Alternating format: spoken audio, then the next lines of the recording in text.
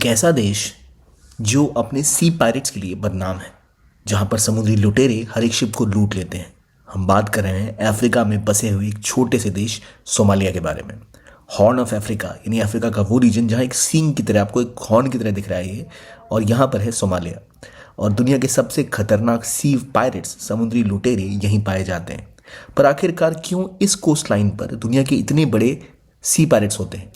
कैसे जो सी पायरेट्स यहाँ पर हैं वो पैदा हुए? असल में इनकी कहानी ऐसी है कि ये एक मामूली फिशरमैन यानी मछुआरे थे। तो आखिर क्यों इस कोस्ट लाइन के ऊपर इतने सी पायरेट्स हैं? क्या वजह है? आइए जानते हैं इस वीडियो में। वेलकम टू ज्ञान कोश। अब जिस इलाके को आप देख रहे हैं यह है गल्फ ऑफ एडन और इंडियन ओशन का इलाका।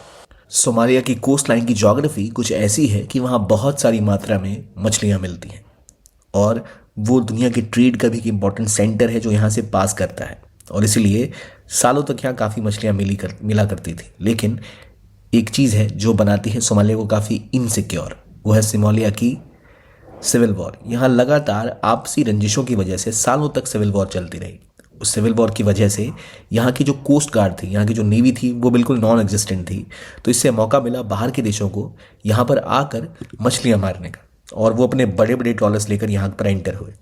सोमालिया एक ऐसी जगह लोकेटेड है जहाँ पर कई सारी फिशेस मिलती हैं। टूना फिशेस का एक बड़ा जो स्टोरेज है वो यहाँ इस इलाके में दिखता है। और क्योंकि यहाँ की नेवी नहीं थी, कोस्ट लाइन नहीं थी, यहाँ के लोग आपस में एक सिविल वॉर में लगे पड़े थे, तो बाहर की नेवी के लोग आने स्टार्ट हुए और यहाँ पर एंटर करके मछली मारने लग गए। दूसरी वजह ये थी, ये इलाका जो स्वेज कनाल के पास है, यानी देखिए ये रहा स्वेज कनाल। स्वेज कनाल से दुनिया का मेजर ट्रेड जो एशिया और यूरोप को जोड़ता है यहाँ से गुजरता है। जब ये ट्रेड यहाँ से पास होता है तो ये ट्रेड इस स्वेज कनाल को क्रॉस करते हुए रेड सी में जाता है। रेड सी से गुजर कर वो आराम से एशिया के बाकी देशों तक पहुंचता है, और गल्फ ऑफ एडन को जब वो पास कर रहा होता है तो सोमालिया सामने होता है। तो यहाँ पे सी पायरेट्स को मौका मिलता है कि उन सभी कॉमर्शियल शिप को देखने का जो इतना सारा पैसा, इतना सारा सामान लेके जा रहे हैं, तो क्यों ना वो भी जो अपनी गरीबी से त्रस्त हैं, जिनकी जो मछलियां हैं वो भी कोई और छीन के ले जा रहा है, उसको बचाने के लिए वहां पे कूदें। न सिर्फ स्वेज कनाल बल्कि केप ऑफ गुड होप के पास का भी ट्रेड रूट इसके पास से गुजरता है। इसीलिए सोमालिया एक ऐसी लोकेशन पर स्थित है जो इसको बहुत ज़्यादा इंपॉर्टेंट बनाता है ट्रेड के मामले में। और इसीलिए अगर कोई यहाँ पर पायरेट खड़े हो जाएं तो उनके लिए शिप्स को लूटना बहुत आसान हो जाता है। और यही वजह है कि अगर आप न्यूज़ को कवर करें तो सालों तक यहाँ पर कई सारे बड़े बड़े पायरेट्स ने बड़े बड़े शिप्स को कंट्रोल किया और कैप्चर किया। यहाँ तक कि इंडिया के भी कई शिप्स को ये कैप्चर कर चुके हैं। अब कहानी ये आती है, आखिरकार ये फिशरमैन यहाँ पर इतने एक्टिव हुए क्यों? तो इसकी कहानी अगर हम जाने तो हमें पता लगता है कि जब आप शिप्स की बात करें, शिप्स कैप्चर करने से पहले यहाँ पर एक इतिहास रहा है, the history of Somalia. Somalia का रीजन, जैसे हमने देखा, जोग्राफिकली ऐसी जगह पर है जहाँ पर कॉन्फ्लिक्ट बहुत ज़्यादा है। यहाँ सालों तक सिविल वॉर रही। सिविल वॉर की वजह से यहाँ की कम्युनिटी डिवाइडेड थी और इनकी कोई एक स्टेबल गवर्नमेंट नहीं थी। ना स्टेबल गवर्नमेंट थी, ना कोई कोस्ट गार्ड था। इनका पूरा जो कोस्ट लाइन था, ओपन कोस्ट लाइन थी वो, यानी कोई भी आकर वहाँ पर मछली मार ले, कोई भी आकर वहाँ पर जो करना है करे। अपने न्यूक्लियर वेस्ट को वहाँ लोग डिकम्पोज करने लग गए, बड़े बड़े देश आकर। तो इनकी ओपन कोस्ट लाइन और वहाँ पर जो फिशेस थी उनका इस्तेमाल, और यहाँ तक कि न्यूक्लियर वेस्ट को यहाँ पर डिकम्पोज किया जाने लग गया इस कोस्ट के आसपास। लगातार इस रीजन में वॉर हो रही थी, तो इस वजह से यहाँ के जो लोग थे उनके पास करने को कुछ था नहीं। बेचारों के पास एक ही मौका बचता था कि यहाँ के लोग मछलियाँ मारा करते थे, फिशरमैन हुआ करते थे। और जब वो मछलियाँ इस रीजन में मारने आया करते थे तो उनका सामना होता था बड़े बड़े बाकी कंट्रीज़ के ट्रॉलर्स के साथ। यानी आज जिन शिप्स पर आप इन सोमाली पायरेट्स को देख रहे हो, एक समय में ये सब केवल गरीब मछुआरे हुआ करते थे जो अपनी छोटी सी बोट्स के साथ मछली मारने आया करते थे। लेकिन इनका मुकाबला होता था बड़े बड़े ट्रॉलर्स के साथ। ये बड़े ट्रॉलर्स बाकी देशों से आते थे, जैसे साउथ कोरिया, इवन बहरीन के भी जो बड़ी कंपनियां हैं वो इलीगल तरीके से अपने बड़े बड़े शिप्स को इस रीजन में भेजा करती थी मछली मारने के लिए, जहाँ बहुत सारी मात्रा में मछलियाँ मिलती थी। इन फिशेस को, रिसोर्सेज को यूज़ करने के बाद ये मछलियाँ अपने देश लेके चले जाते थे। तो पहले जो ये छोटे मोटे शिप्स हैं जिन पर ये नाव या बोट्स जिन पर ये मछली मारा करते थे, इन लोगों ने देखा कि अगर हमें अपनी मछलियों को बचाना है तो इन बोट्स को कैप्चर कर लेना चाहिए। इन लोगों ने पहले ऐसे छोटे ट्रॉलर्स को कब्जा करना स्टार्ट किया और बदले में इसको छोड़ने के लिए वो मांगते थे पैसे। और इस तरह शुरू हुआ ये खेल, जहाँ पर इन्हें पता लगा कि भाई हमारे देश में इतनी हिंसा चल रही है, मछलियाँ तो यहाँ मिल नहीं रही, इन ट्रॉलर्स को अगर हम कब्जा कर लें, इनसे रैंसम वसूल लें तो हमें बहुत पैसा मिल जाएगा। तो इस तरह इन्हें ये खून इनकी जुबान पे चढ़ा कि भाई अगर हम शिप्स को कैप्चर करके रैंसम ले लें तो हमें बहुत पैसा मिलेगा। तो उसके बाद ये हुआ कि पायरेट्स यहाँ पर और एक्टिव होने स्टार्ट हो गए। उन्हें दिखने लग गया कि जितना बड़ा शिप उतना ज़्यादा पैसा।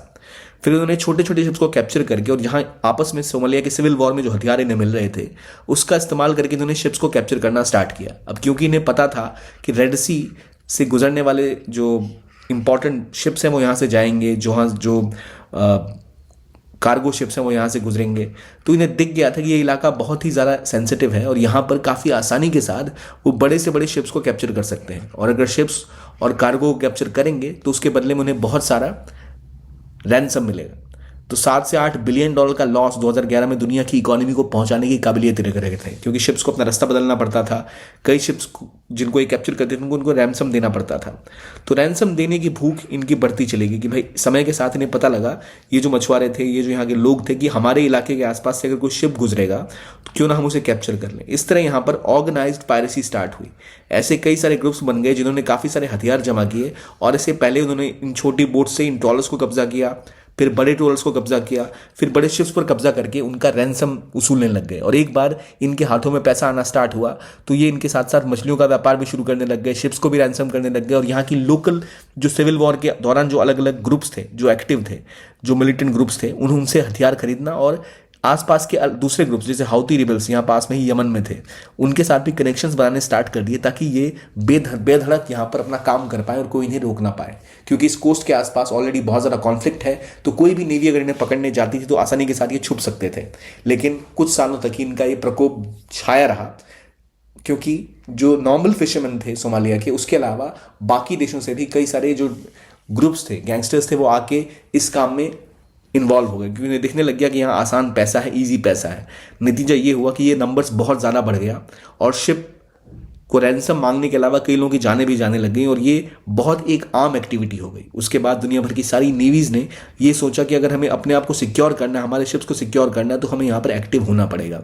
इसलिए चाहे बात हो इंडियन नेवी की, जो यहाँ पर एक्टिव हो गई, इंडिया का कोस्ट गार्ड यहाँ पहुँचा, अमेरिकन नेवी का जो बेस पास में जिबूटी के पास फ्रांस का भी है, चाइना का भी है, तो वो भी यहाँ पर एक्टिव हो गए। और उसके बाद लगातार इन्हें पकड़ना जारी रखा गया और ये सारे लोग अक्सर पकड़ में आने स्टार्ट हो गए, जिसके बाद ये pirates British military, Indian navy, US navy इनके कब्जे में आने लग गए और धीरे धीरे करके इनका आतंक कम होना स्टार्ट हुआ।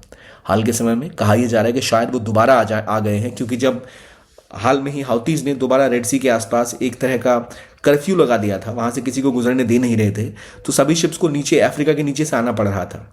और जब आप अफ्रीका के नीचे से आते हो तो सोमालिया का एक बड़ा हिस्सा पंटलैंड के आसपास का, पंटलैंड सोमालिया का ही पार्ट है अभी, जहाँ एक अलग रिवोल्यूशन चल रहा है उनकी आज़ादी के लिए, वहाँ उसके पास से ऐसे कार्गो शिप्स गुजरते थे। तो फिर ये लोग एक्टिव होकर शिप्स को कब्जा करने लग गए। और क्योंकि अलग अलग, जैसे शुरुआत फिशरमैन से हुई, गरीबों से हुई, बाद में इसके बाद अलग अलग गैंगस्टर्स और ग्रुप्स भी एक्टिव हो गए और वो सब शिप्स को लूटना शुरू कर चुके थे। इनको हथियार मिलते थे अपने सिविल वॉर वाले इलाकों से या अलग अलग मिलिट्री ग्रुप से। इनको जो प्रैक्टिस थी वो इन्होंने छोटे मोटे ट्रॉलर्स को कैप्चर करके किया था। और यहाँ की ज्योग्राफी कुछ ऐसी है कि आसानी से छुप सकते थे, और क्योंकि यहाँ रहने वाले लोग थे ये, तो इन्हें सालों से पता था कहाँ पर शिप्स को लगाया जाए, किस तरह छुपा जाए, इसमें एक्सपर्ट हुआ करते थे। जनसंख्या बहुत सारी थी, छोटे बच्चों को हायर करना और उनकी जान चली भी जाए तो कोई क्या ही कर लेगा। इसी की वजह से धीरे धीरे यहाँ सोमालिया में एक पूरा पायरेसी का गढ़ बन गया था। और यही वजह है कि सोमालिया में इतने सी पायरेट्स इस तरह तबाही का काम किया करते थे। तो ये थी कहानी सोमालिया की। अगर आप यूपीएससी की तैयारी कर रहे हैं तो आपको क्या चाहिए? आपको चाहिए अच्छी क्लासेस कैसी? जहाँ आपको बेस्ट फैकल्टी मिले, और वो आपको मिल रही है ओनली आईएएस की फाउंडेशन कोर्सेज में, प्रहार, टाइटन और संकल्प। अगर आप 2025 की तैयारी कर रहे हैं, आप इंग्लिश मीडियम में पढ़ना चाहते हैं तो आप टाइटन ज्वाइन कर सकते हैं। अगर आप इंग्लिश मीडियम में पढ़ना चाहते हैं 2026 के लिए भी, तो भी आपके लिए टाइटन बैच है 2025 एंड 2026। अगर आप 2025 में हिंदी में अटेम्प्ट देना चाहते हैं तो आपके लिए प्रहार है। और अगर आप 2026 में इंग्लिश या हिंदी की तैयारी कर रहे हैं तो आपके लिए संकल्प है, जिसको आप ज्वाइन कर सकते हैं, जहां आपको मिलेंगी बेस्ट फैकल्टीज़ की best classes, live GS classes जो बाद में आपको रिकॉर्डेड फॉर्म में भी दी जाएंगी, आपको सीसेट की क्लासेस मिल जाएंगी, आपको डेली प्रैक्टिस टेस्ट और एमसीक्यू के क्वेश्चंस मिलेंगे, जिनको प्रैक्टिस करके आप डेली जो भी आपने पढ़ा है उसको रिवाइज करते जाओगे ताकि रिटेंशन रेट बेहतर हो। आपको इसके अलावा कॉम्प्रिहेंसिव ई बुक्स का कलेक्शन मिलेगा, यानी एक ही जगह सारे नोट्स आपको मिल जाएंगे। आपको बार बार यहाँ वहाँ भागकर और नोट्स इकट्ठा नहीं करने पड़ेंगे, जो आपकी प्रिपरेशन को पूरा फुल प्रूफ बना देगा। तो ये सब आपको कंप्लीटली तैयार करेगा आपके इस एग्जाम के लिए। तो एक अच्छी अपॉर्चुनिटी है। अगर आप इस कोर्स में एनरोल करना चाहते हैं तो इस वीडियो के डिस्क्रिप्शन बॉक्स में या कमेंट बॉक्स में लिंक है, उसको क्लिक करके आप यहाँ तक पहुँच सकते हैं। ये थी इस वीडियो के बारे में कहानी। आई होप आपको अच्छी लगी होगी। देखने के लिए बहुत बहुत धन्यवाद।